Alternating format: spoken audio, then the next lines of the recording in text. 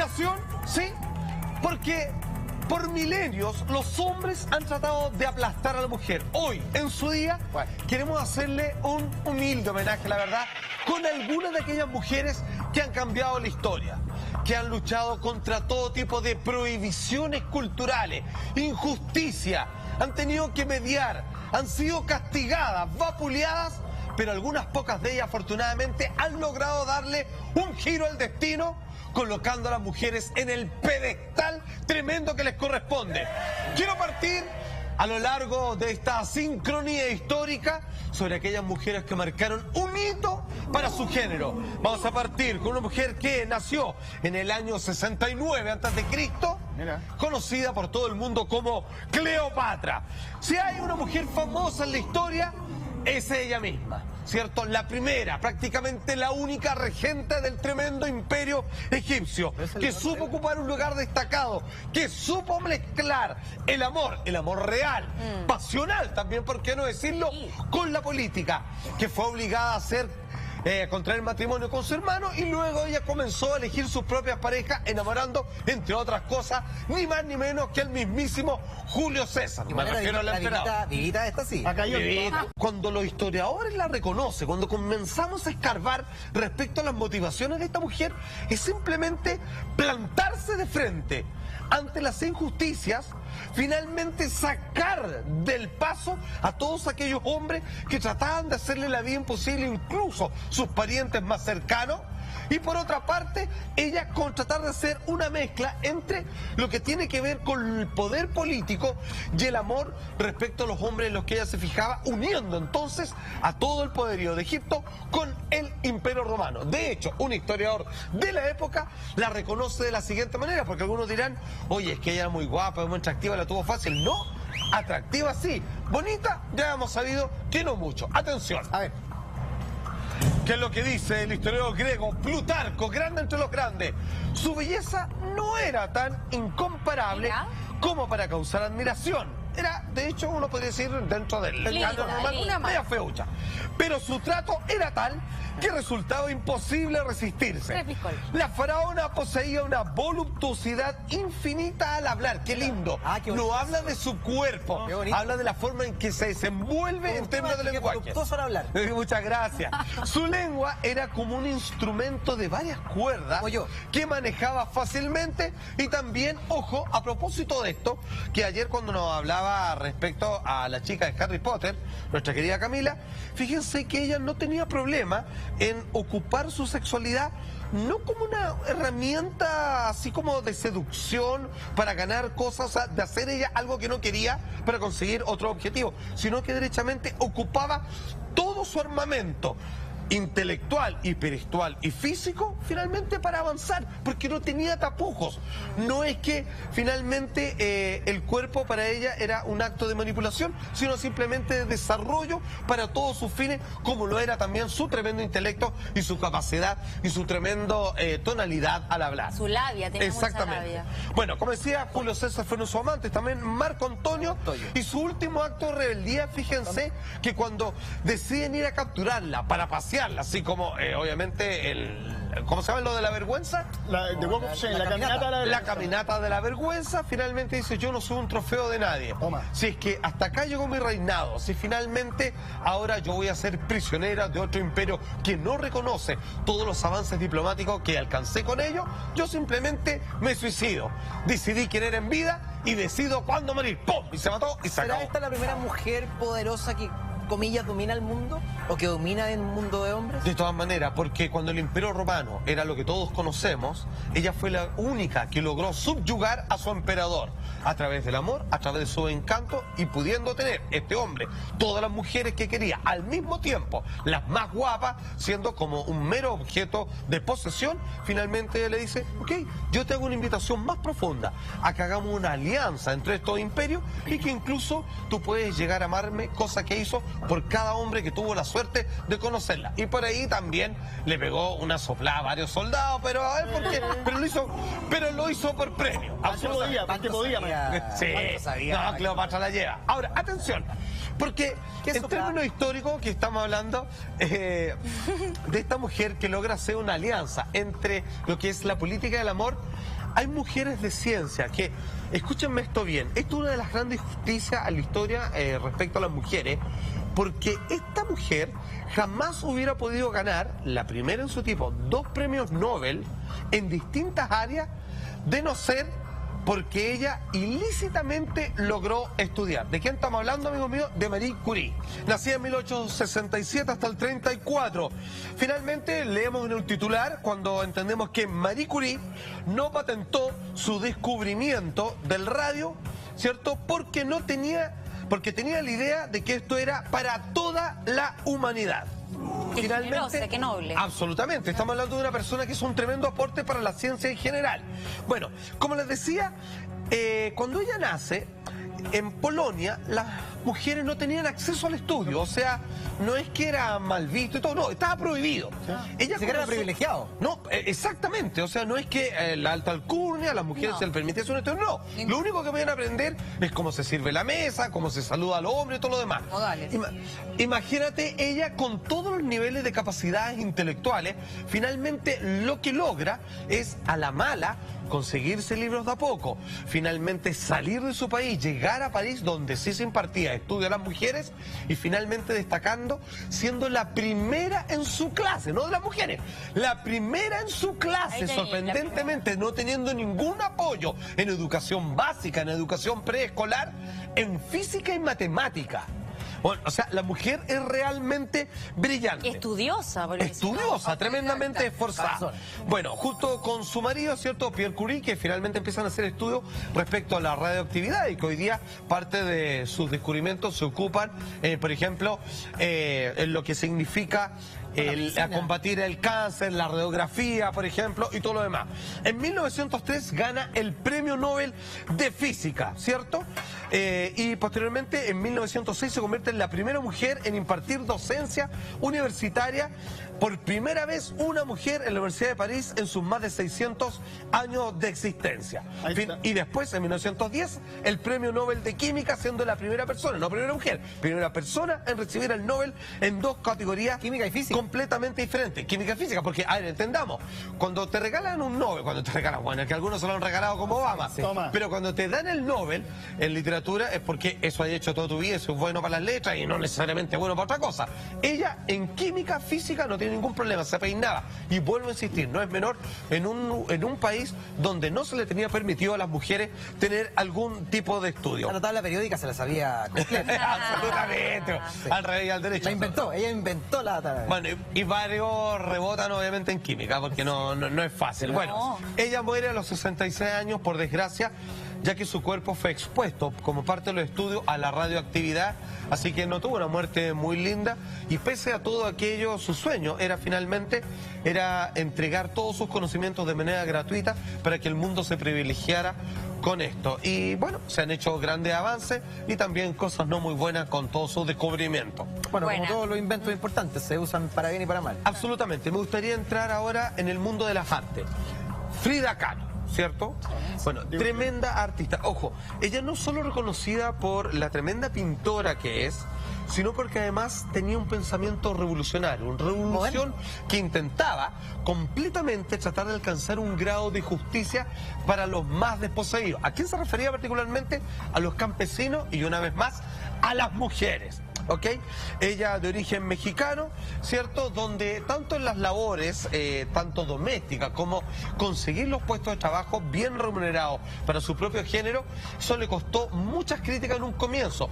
Sobre todo que ella, al igual que Cleopatra, creía en la libertad sexual, en ocupar, digamos, el cuerpo, una vez más, insisto, no como un instrumento de seducción o también de convicción, sino derechamente, yo nací con esto, con pechuga, con este traste, digamos, con mis genitales, y los voy a ocupar porque fueron hechos para aquello, para mi propio placer, para entregarle placer a otro o para utilizarlo como medio de mensaje democrático y de liberación de las mujeres que han sido oprimidas por tanto tiempo. De hecho, ella apareció en la portada de la revista, por favor, señor director, francesa Vogue, donde ahí se le ve, ¿cierto?, como parte de la exposición de las obras que son en ella tan características. Su fama continuó, por supuesto, en Estados Unidos, muy fuerte e independiente.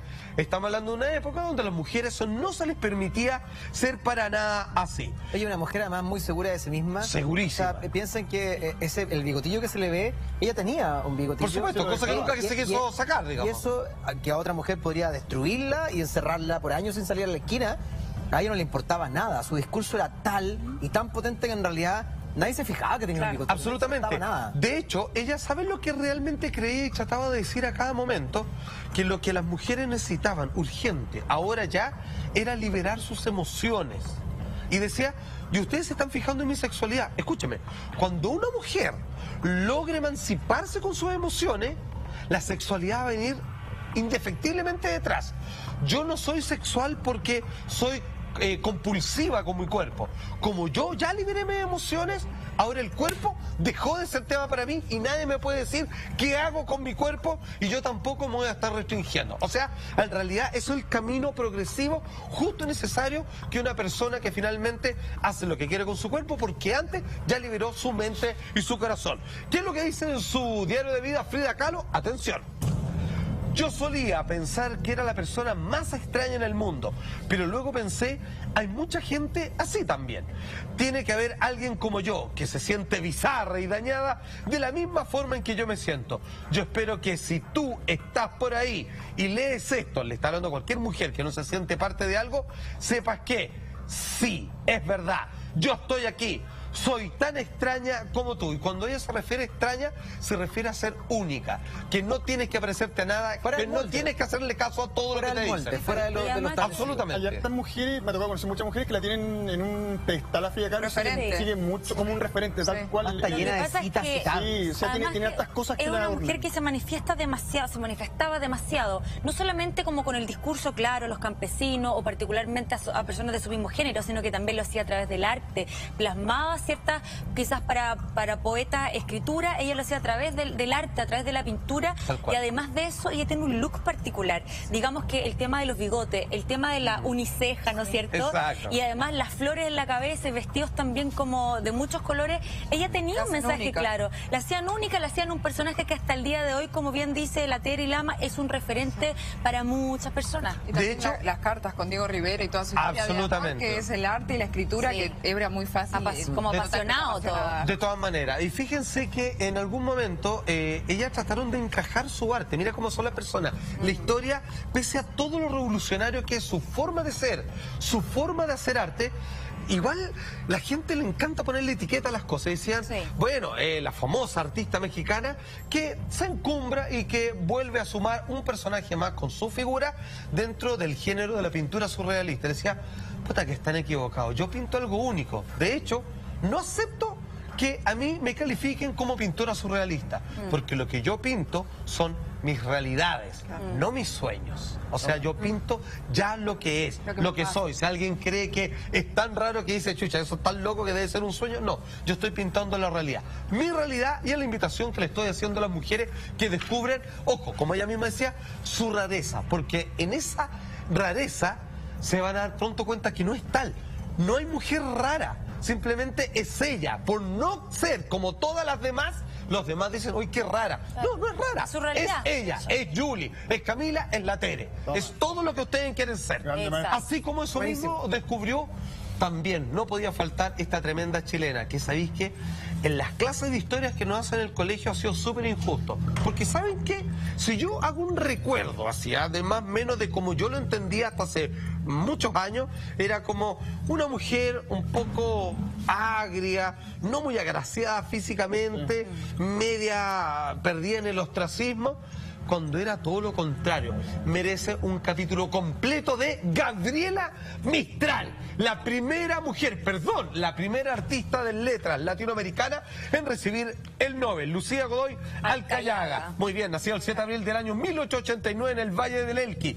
Bueno, cuando niña ella sufre el abandono de su padre. Ojo, ella luchó exactamente como todo buen artista de cada cosa que sufrió, de cada cosa que ella siente que le faltó, o sea, una figura paterna, en este caso uno de los padres, así como ciertos abusos e injusticias respecto a los géneros, tanto en el campesinado, al igual como Frida Kahlo, y a no dudar, de parte de las mujeres, ella luchó entendiendo que las niñas desde pequeñitas debieran ser tratadas como las princesas que son, y luego amplió esta ideología a todos los niños, donde el único elemento de liberación, que fue el vehículo por el cual ella logró entrar y contactarse con su propia corazón, como es una buena educación, así de simple. Pues bien, en 1945 el Premio Nobel de Literatura le fue entregado por primera vez, conseguido un escritor latinoamericano.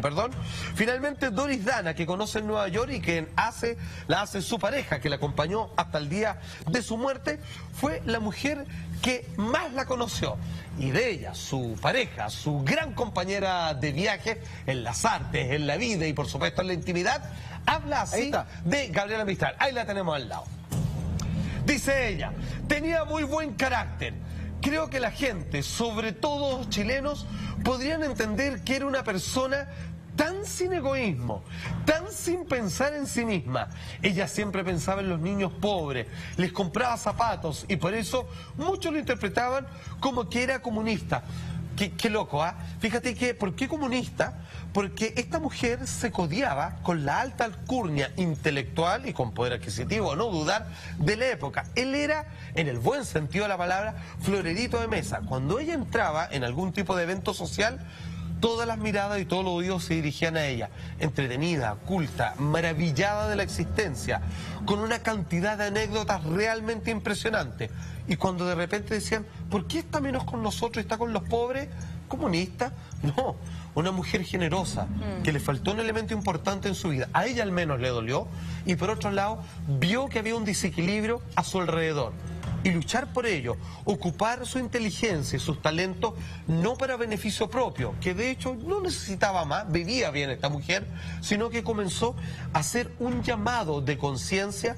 Y quiero decirlo aquí y ahora, pobre sería decir que ella escribía poesías para niños. No, ella escribía poesía para que entendamos a los niños, para que cuidemos a los niños y para que nos reconectemos con esos niños que tan dañados están en todo y cada uno de nosotros. A todos nos pasó algo malo y todos debiéramos poder sanarlo para poder, por fin, que resurja ese adulto aún pendiente en todos nosotros en un mayor o menor porcentaje. La educación, una vez más, vuelvo a recalcar, era el instrumento de liberación de las personas. Finalmente, y decía ella que la mejor trabajo que podía hacer un intelectual, o sea, la única obligación, no era pensar respecto a la quinta pata del gato, sino sencillamente hacer de esto un mundo mejor, sobre todo aquello cuya vida le ha sido completamente quitada, arrebatada. Oye, un comentario banal quizás, pero es tan chilena. Tú la ves y podría ser perfectamente la abuelita de cualquiera. Sí, absolutamente. Es muy, muy chilena en su forma, en su rango. Oye, pero más su inteligencia, pero sí es que qué importante es tenerla clara, porque ella en ese tiempo que se codió con tanta gente como de alta alcurnia, como decía Salfate, de viajes, premios, probablemente, no sé, muchos lujos, a lo mejor no era lo que ella quería, pero estaba rodeada de eso, la tenía tan clara que igual como que seguía abogada los regalos de los pobres, como que entendía que había una diferencia social y que a lo mejor no se sentía parte capaz de ninguna, era como una buena mediadora. Convivía con eso. Y claro, y reflejarlo como en la poesía, en lo que ella quería hacer, me parece perfecto. Buena memoria, yo me encontré en Montegrande, el colegio que estudió con Gabriela Mistral cuando era chico, nos llevaron, de mi colegio nos llevaron a un paseo y te das cuenta que todo lo que dejó ella, su gran legado en el fondo es, como decía Salfate, para los niños y principalmente preocuparse de ellos. Yo creo que ella, a diferencia de mucha gente en este país, tenía buena memoria y nunca se olvidó dónde salió, y creo que eso es lo más importante. Sí, demás. Excelente. Ahora, estamos revisando mujeres que han hecho un cambio en la historia, mujeres importantes, que le han devuelto a la mujer la posición que les corresponde, porque en todos los casos que hemos visto han sido cuestionadas. ¿Por qué? Porque han sido demasiado brillantes. Eso por lo general al hombre le molesta. Y algunas mujeres también, fíjate, mujeres que han creído en este sistema fabricado por el machismo, ¿ok? Y por supuesto no puede faltar en esta lista, la verdad es que son millones las mujeres. Claro. Hemos querido simplemente dar ciertos aciertos históricos con una distancia correspondiente. A Malala, esta joven, señor director, pakistaní, ¿cierto?, que nació el 12 de julio del año... ¿Podemos ver imágenes, por favor? De 1997. Estudiante, activista y la voz de millones de niñas musulmanas, donde ella, así como ha sido definido como el coraje en persona, la verdad es que ella lucha una vez más, así como decía Gabriela Mistral, por el instrumento que la sociedad moderna te puede entregar para tú darte cuenta cuál es tu posición en la existencia y desde ahí protestar como corresponde, que es sencillamente una educación. Cuando tenía 11 años ella abrió un blog con otro nombre, después lograron descubrir sorprendentemente que era una pequeñita, una menor de edad de apenas 11 años. La BBC decidió hacerle un documental.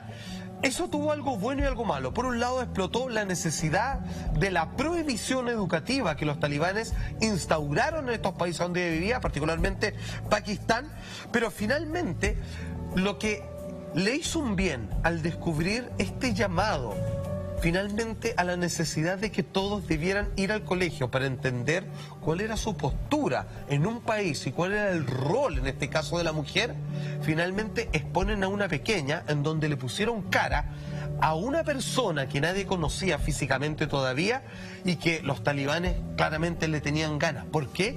Porque el arrastre que estaba teniendo, porque en su blog ella hablaba respecto a la injusticia, a la incompatibilidad del siglo XXI con relación al trato de las mujeres, de los niños los más desposeídos, y claramente muchos comenzaron a abrir la cabeza, comenzaron a entender, no podemos seguir viendo más, tenemos que ir o a las armas, defendernos, ir a protestar, y cuando se dieron cuenta que era apenas una pequeña niñita de Pakistán, obviamente se convirtió en un blanco tremendo. Con 11 años nada más. 11 años en aquel momento, hoy día tiene 19 y la verdad es que ella no ha cesado porque ella comenzó a recibir amenazas de muerte, al punto que derechamente fueron a buscarla y cuando iba en un bus, al parecer, si mal no recuerdo, rumbo al colegio, finalmente van, la encuentran y le dan un disparo en la cabeza. Se suben y preguntan quién es Malala. 2 disparos, exactamente. De hecho suben, le dicen, ¿quién es Malala? Yo, perfecto. ¡Pum!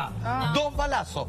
El destino la quiere aún con nosotros, porque finalmente ella es internada en Inglaterra, ahí es custodiada y finalmente logra sobrevivir, y sus discursos que dan la vuelta al mundo, la verdad es que te llegan a lo más profundo de tu corazón. Atención, ella es Malala. Today is the day of every woman, every boy, and every girl who have raised their voice for their rights. The terrorists thought that they would change my aims and stop my ambitions. But nothing changed in my life except this. Weakness, fear, and hopelessness died. Strength, power, and courage was born. So let us wage a global struggle against illiteracy, poverty, and terrorism. Let us pick up. Let us pick up our books and our pens. They are our most powerful weapons. One child, one teacher, one book, and one pen can change the world. Education is the only solution. Tremenda. O sea, wow, así con mayúscula, pues, weón. Increíble. No, es impresionante. Y este curso completo es increíble. Sí, y tú decís, chucha, tiene toda la razón, weón. Y tan chiquita. Y la capacidad que tiene también de comunicar y de dar... Imagínate, porque ¿cuántos de nosotros, todos, pensamos lo mismo, pero hacer algo por esos tipos de pensamientos? Peor aún, ¿alguien seguiría después que te mandan 2 balazos en la cabeza? La gran mayoría yo creo que no. Uy, y ella tan chiquitita continuó. El caso es que el año 2013 ella fue postulada al Premio Nobel de la Paz, siendo la persona más joven nominada, entonces con solo 16 años. Finalmente el 2014 se lo dan. Y una vez en su discurso, después de recibir el premio, vuelve a recapitular sobre la opresión infantil y los derechos de todos los niños a obtener la educación que le corresponde. Hasta ahora, la persona más joven en recibir un premio Nobel, y hoy día sigue siendo, con tan solo 19 años, toda una heroína. Así que ahí estaban algunas mujeres que han cambiado la historia, ejemplos a seguir. Amigos.